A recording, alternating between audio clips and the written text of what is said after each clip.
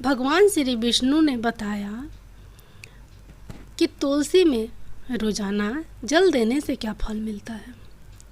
एक समय की बात है, माता लक्ष्मी ने भगवान विष्णु से पूछा, हे नाथ, आप तो तीनों लोकों के स्वामी हैं, आपकी तीनों लोकों में पूजा होती है, सभी आपकी कृपा पाने के लिए उत्सुक रहते हैं, फिर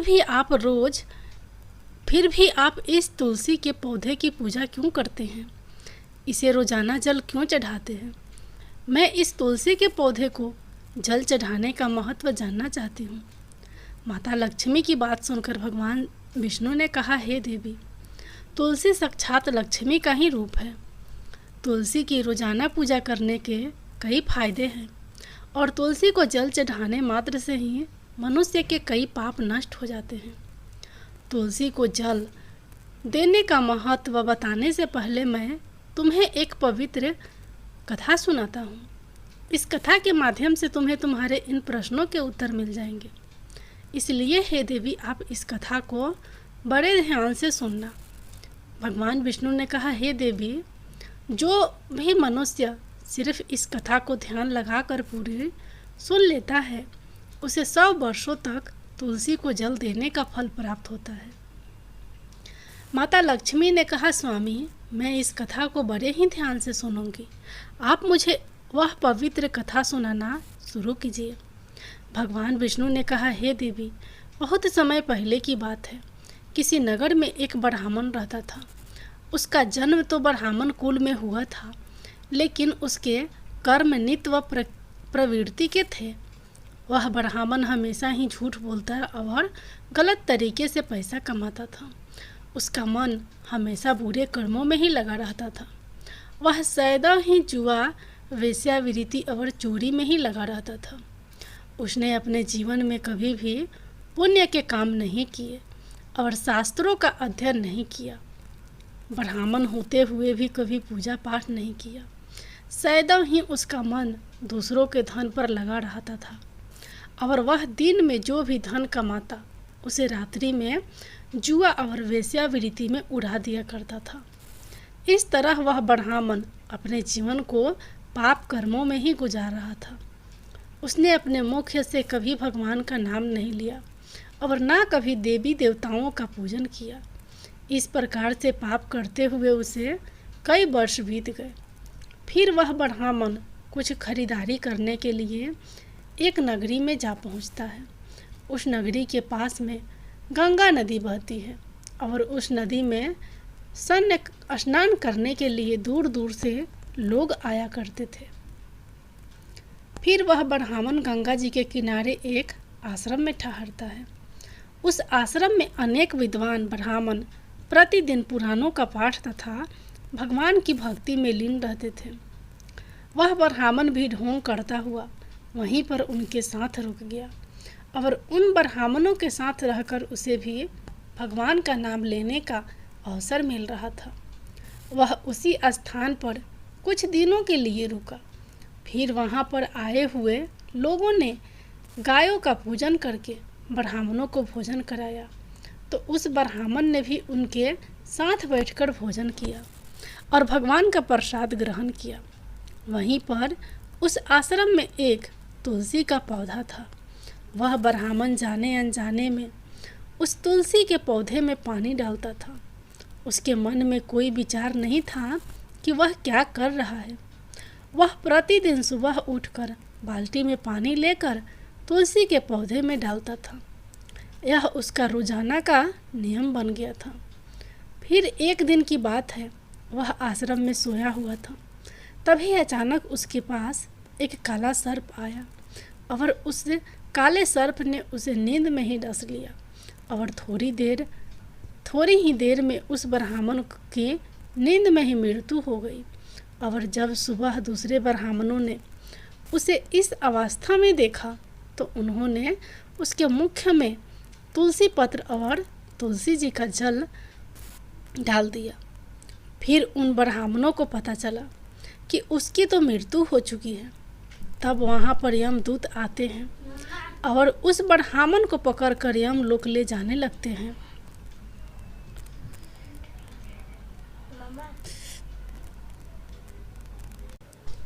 रास्ते में जाते हुए वह ब्राह्मण विलाप करने लगा और यमदूतों से कहने लगता है, हे यमदूतों, मुझे कहाँ ले जा रहे हो और मेरी मृत्यु किस कारण से हुई है। तब यमदूत कहने लगे, हे ब्राह्मण, तुमने जन्म से लेकर मृत्यु तक बहुत पाप कर्म किए हैं और तुम्हारे पापों के कारण ही तुम्हें एक काले सर्प ने काटा और जिसकी वजह से ही तुम्हारी मृत्यु हुई है। अब हम तुम्हें यमपुरी लेकर जा रहे हैं। वहाँ पर यमराज तुम्हारे पाप कर्मों का लेखा जोखा देंगे और निश्चित ही तुम्हें घोर नरक में डालेंगे। फिर से वो ब्राह्मण फूट फूट कर रोने लगा और उन यमदूतों से माफ़ी मांगने लगा, किंतु यमदूतों को उस पर जरा सा भी दया नहीं आई और वे उसे मारते हुए यमलोक लेकर गए। जब यमदूत उस ब्राह्मण को लेकर यमराज के सामने उपस्थित हुए तो यमराज के पास बैठे हुए चित्रगुप्त ने उस ब्राह्मण के कर्मों का लेखा जोखा निकाला और यमराज से कहने लगे, हे धर्मराज, इस ब्राह्मण ने तो अपने पूरे जीवन पाप किए हैं। इसने जीवन में कभी पुण्य का काम नहीं किया है। यह तो घोर पापी है। इसे तो हमेशा के लिए नरक में डाल दिया जाए।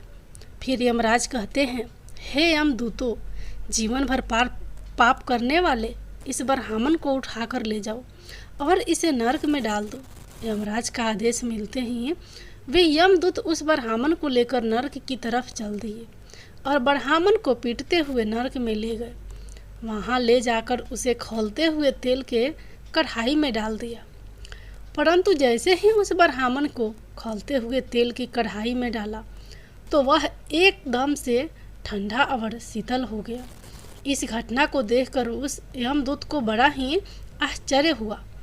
ऐसा उसके साथ पहले कभी नहीं हुआ था। उस यमदूत ने कितने ही पापियों को उस तेल की कढ़ाई में डाला था और वे सभी उस तेल में गिरकर छटपटाने लगते थे। लेकिन जैसे ही उस ब्राह्मण गरम तेल की कढ़ाई में गिरा तो वह तेल अचानक से शांत और शीतल हो गया। इस आश्चर्यजनक घटना को देखकर वह यमदूत जल्दी से दौड़ता हुआ यमराज के पास पहुंचा। यमदूत को देखकर यमराज ने कहा, हे यमदूत, क्या बात है, तुम इतने घबराए हुए क्यों लग रहे हो। फिर वह यमदूत कहता है, हे धर्मराज, आपने जिस ब्राह्मण को नरक में डालने के लिए कहा था, मैंने जैसे ही उसे खौलते हुए तेल की कढ़ाई में डाला तो उस भट्टी की अग्नि बुझ गई और वह खौलता हुआ तेल भी बिल्कुल ठंडा हो गया। फिर यमराज कहते हैं, हे यमदूत, यह तो बड़ी ही विचित्र घटना है। ऐसा तो पहले कभी नहीं हुआ था। यमराज विचार कर ही रहे थे कि तभी वहाँ पर नारद मुनि प्रकट होते हैं। नारद मुनि को देखकर यमराज अत्यंत प्रसन्न होते हैं और उन्हें प्रणाम करते हैं। यमराज नारद मुनि का स्वागत करते हैं। फिर यमराज नारद मुनि से कहते हैं, मुनिवर, आप उचित समय पर आए हैं। हमने आज और अभी एक अत्यंत पापी ब्राह्मण को नरक में गिराया है, किंतु उसके गिरते ही नरक की अग्नि ठंड पड़ गई है और खोलता हुआ तेल भी शीतल हो गया।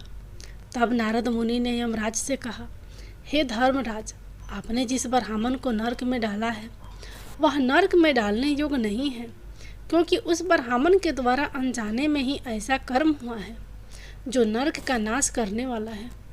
जो मनुष्य पुण्य कर्म करने वाले लोगों की संगति करता है उसे उनके पुण्यों का भाग जरूर मिलता है। और यह ब्राह्मण तो कई दिनों तक भगवान के भक्तों के साथ रहा है। इस ब्राह्मण ने आश्रम में रहते हुए रोजाना तुलसी में जल डाला है, इसलिए यह ब्राह्मण बड़ा पुण्यात्मा बन गया है और इसके सारे पाप नष्ट हो गए हैं। यह ब्राह्मण अब स्वर्ग लोक में जाने का अधिकारी बन गया है। इस ब्राह्मण ने अनजाने में ही इतना पुण्य कमाया है जो कई जन्मों तक मनुष्य को प्राप्त नहीं होता है। इसलिए हे धर्मराज, आप इस ब्राह्मण को नरक में न डालो और इसके पापों के लिए इसे केवल इतना दंड दो कि इसे सभी नरकों का दर्शन कराओ। नारद मुनि की बात सुनकर यमराज बहुत खुश होते हैं और उस ब्राह्मण को नरक से निकाल कर लाते हैं और अपने यमदूतों से कहते हैं, हे यमदूतों, इस ब्राह्मण को ले जाओ और संपूर्ण नरकों का दर्शन कराओ। फिर यमदूत उस ब्राह्मण को ले जाते हैं और संपूर्ण नरकों का दर्शन कराते हैं। भगवान विष्णु ने कहा, देवी, इस प्रकार से यमदूत उस ब्राह्मण को संपूर्ण नरकों का दर्शन कराते हैं और उसे यक्ष लोक में ले जाते हैं और फिर वह ब्राह्मण एक यक्ष बन जाता है। भगवान विष्णु कहते हैं, हे देवी, वनस्पति नाम तुलसी, मास नाम कार्तिक, तिथि नाम एकादशी। भगवान कहते हैं, हे देवी, वनस्पतियों में मुझे तुलसी प्रिय है, मास में कार्तिक मास और तिथि में एकादशी प्रिय है। इसलिए जो भी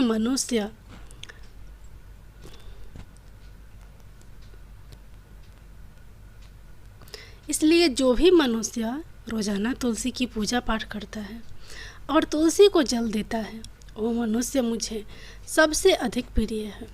उस मनुष्य की कभी भी दुर्गति नहीं होती है और वह मनुष्य कभी नरक में नहीं गिरता है। जिन घरों में तुलसी का पौधा सदैव ही हरा भरा रहता है, उस घर में सुख शांति और समृद्धि बनी रहती है।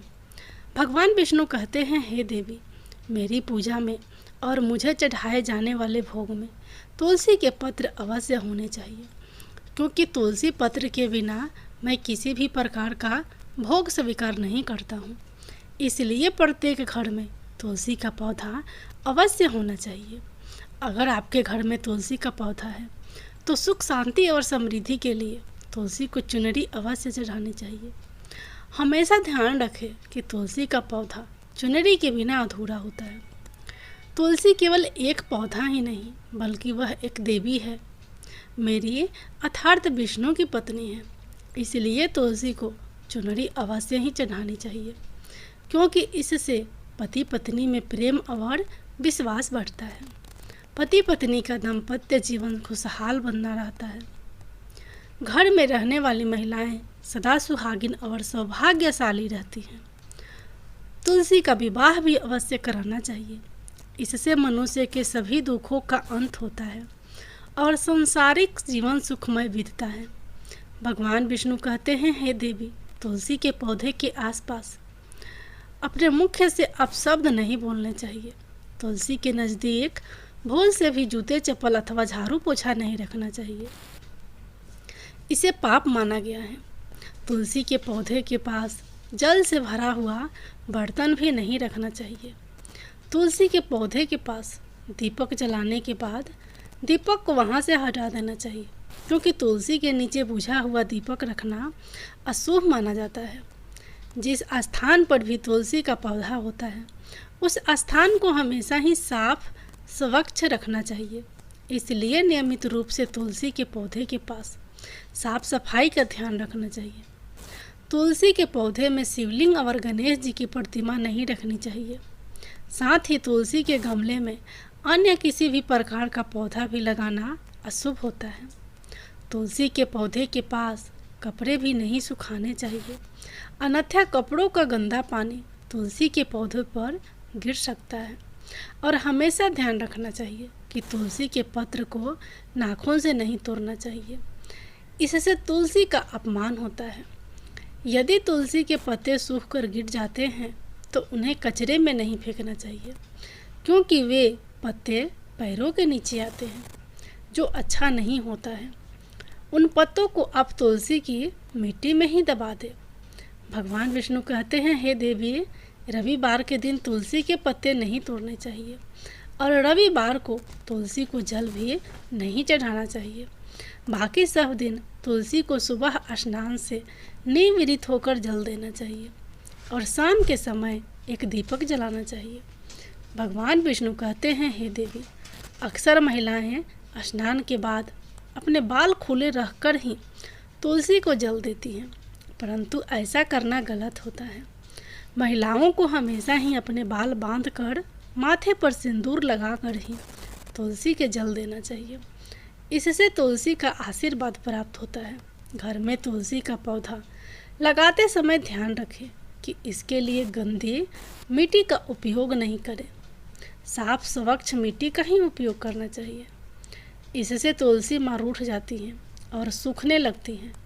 तुलसी का पौधा कभी भी गंदे स्थान पर नहीं रखना चाहिए, जैसे कि नाली अथवा बाथरूम के पास तुलसी के गमले को कभी नहीं रखना चाहिए, अन्यथा गंदा पानी तुलसी के पौधे में गिर सकता है, जो बहुत ही अशुभ माना गया है। घर में तुलसी का पौधा कभी सूखना नहीं चाहिए। शास्त्रों में ऐसी मान्यता है कि तुलसी का पौधा सूखना अकाल मृत्यु की सूचना देता है। घर में तुलसी का पौधा सूख जाए तो घर की सुख समृद्धि खत्म हो जाती है। सूखी हुई तुलसी में माँ लक्ष्मी का वास नहीं होता है। भगवान विष्णु कहते हैं, शास्त्रों के अनुसार मासिक धर्म के दौरान महिलाओं को तुलसी के पौधे में पानी नहीं डालना चाहिए और तुलसी को स्पर्श करना भी वर्जित है। तुलसी को बिना स्नान किए जल नहीं देना चाहिए और पैरों में चप्पल आदि पहनकर भी तुलसी को जल नहीं देना चाहिए। तुलसी को जल देते समय ध्यान रखें कि वह जल आपके पैरों पर ना पड़े, इससे तुलसी का अपमान होता है। भगवान विष्णु कहते हैं, नित्य तुलसी के दर्शन से मनुष्य को स्वर्ग की प्राप्ति होती है और तुलसी पत्र के सेवन से उसके सभी पाप नष्ट हो जाते हैं। तुलसी का पौधा हमेशा घर के सामने लगाना चाहिए। इसे पूर्व अथवा उत्तर दिशा में लगाना सबसे अधिक शुभ होता है। तुलसी के पास मरुस्थलीय पौधे रखना बहुत ही अशुभ माना जाता है। ऐसे पौधों से नकारात्मक ऊर्जा निकलती है। शास्त्रों में कहा गया है कि जिन पौधों से हरी भरी कलियों की उत्पत्ति ना हो, उसके स्थान पर कांटे निकलते हो, तो ऐसे पौधे को तुलसी के पास कभी भी नहीं रखना चाहिए। शास्त्रों में केले के पौधे का विशेष महत्व बताया गया है। अगर तुलसी के पास केले का पौधा लगा देते हैं तो कई गुना अधिक लाभ प्राप्त होते हैं। भगवान विष्णु कहते हैं, केले के पौधे में देवी स्वयं मेरा वास होता है। इसे तुलसी के पास लगाने से घर में सुख समृद्धि आती है। तुलसी के पौधे में शालिग्राम भी अवश्य रखना चाहिए। तुलसी के गमले में शालिग्राम रखने से तुलसी का और भी अधिक शुभ प्रभाव आपको देखने को मिलेगा। शालिग्राम मेरा ही रूप है। यह काले रंग का पत्थर होता है, जिसे विलक्षण और मूल्यवान माना गया है।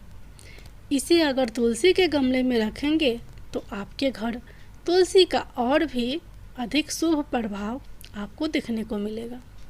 शालिग्राम मेरा ही निराकार रूप है। यह काले रंग का पत्थर होता है, जिसे विलक्षण और मूल्यवान माना गया है।